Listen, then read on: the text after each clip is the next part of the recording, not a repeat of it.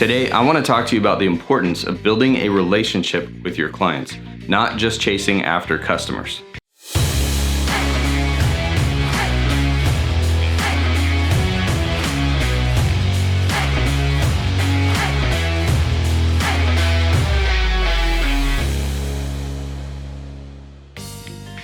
As a business owner, it can be easy to get caught up in the day-to-day hustle of making sales and meeting deadlines, but I've learned over the years, building relationships with clients is key. It's critical to creating a sustainable and profitable business.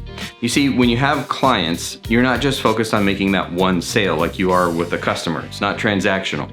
You're building a relationship with them, and that means more opportunities for more business and repeat business. And when you have a strong relationship with your clients, they are more likely to refer you to others. That is how you build a business that lasts. So, if you are serious about growing your business and freelance career, it's time to focus on building relationships with clients, not just chasing after customers. It takes a bit more time and effort, but the payoff is well worth it. Trust me, your business will thank you for it. I hope you found that helpful. If you did, please like and subscribe. That way you don't miss out on our new content. Keep on rocking it.